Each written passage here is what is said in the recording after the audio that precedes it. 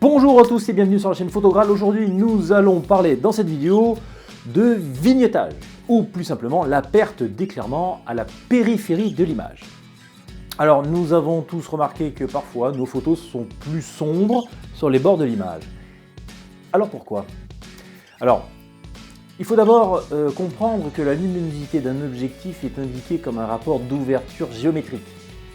C'est-à-dire, ce qu'on appelle l'ouverture géométrique, c'est le nombre f. Il sert à mesurer la dimension géométrique de l'orifice de l'objectif.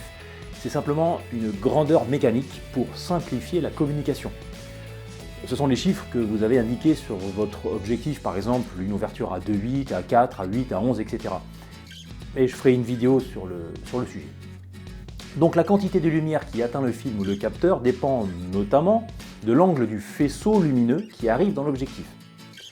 Tout d'abord, le vignettage est un phénomène optique naturel. Le rapport d'ouverture des objectifs vaut uniquement pour le centre de l'image.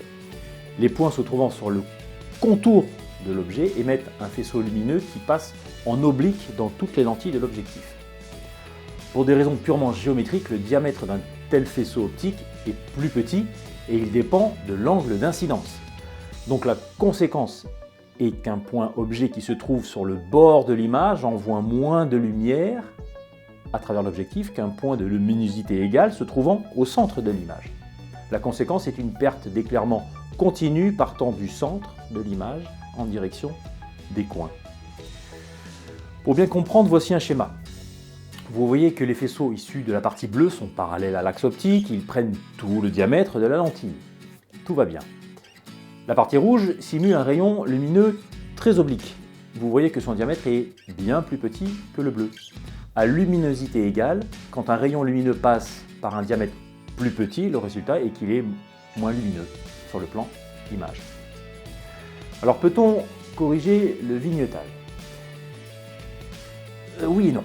Déjà, le vignettage naturel n'est pas une aberration. C'est dû tout simplement à la géométrie physique des optiques et tous les objectifs sont vignetés. Cette perte d'éclairement à la périphérie de l'image est gênante à partir de deux indices d'ouverture. C'est le cas des objectifs très grand angle. On peut supprimer de façon logicielle le vignettage.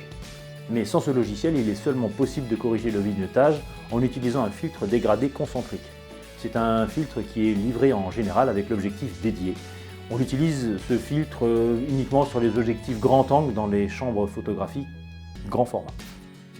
Un autre point important est que le vignettage naturel ne peut pas être atténué en fermant le diaphragme. Alors, un autre type de vignettage est appelé vignettage optique. Alors, qu'est-ce que c'est que ça? Je pense que vous savez que dans un objectif, il n'y a pas qu'une seule lentille, mais une combinaison assez complexe de plusieurs lentilles en verre, maintenues mécaniquement. Un rayon oblique est encore dégradé en fonction de la monture de l'objectif. Sur cet autre schéma, vous voyez que le diamètre du rayon oblique A est plus grand que le diamètre des rayons obliques B, qui lui est encore dégradé par la monture de l'objectif. Par contre, contrairement au vignettage naturel, le vignettage optique peut être fortement diminué, voire même éliminé, en fermant le diaphragme. Pour illustrer de façon concrète ce que je viens de dire, nous allons nous mettre à la place d'un rayon de lumière. Regardez le premier cas. Là, nous sommes en face de l'optique, en plein dans l'axe. Nous utilisons toute la surface des lentilles de l'objectif. La luminosité est au maximum au centre de l'image. Dans le deuxième cas, nous sommes à la place d'un rayon oblique. Vous voyez que la surface est beaucoup moins grande. Pour une même luminosité, le rayon de lumière va passer à travers une surface moins étendue. Il en résultera une image moins lumineuse, mais sur les bords du cliché, à cause de la monture intérieure pour maintenir les lentilles. Si on veut éliminer le vignettage optique, il suffit de diaphragmer, comme sur ce troisième cas. Le vignettage optique est plus important aux grandes ouvertures. Plus l'ouverture diminue, plus le vignettage s'atténue et finit par disparaître.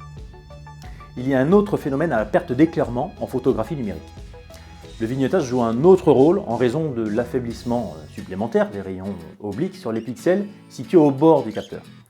Les photosites sont moins excités et amplifient de façon importante le vignettage optique. Pour corriger cela, les logiciels de retouche d'image le font très bien, par exemple Lightroom ou Photoshop.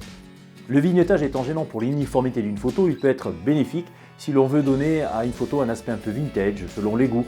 Il peut être un allié, mais il ne faut pas qu'il serve à masquer un défaut de cadrage ou à camoufler un détail disgracieux parce qu'on ne sait pas quoi faire d'autre. Il faut s'en servir avec modération et réflexion.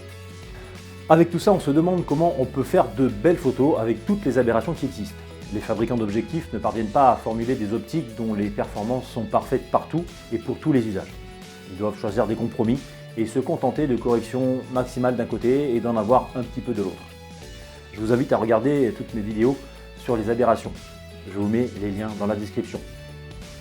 Voilà, j'espère que vous en savez un peu plus sur les causes du vignettage. N'hésitez pas à me poser des questions si vous voulez que je revienne sur des points précis. J'y répondrai avec plaisir. En attendant, à bientôt pour de nouvelles vidéos. Allez, ciao!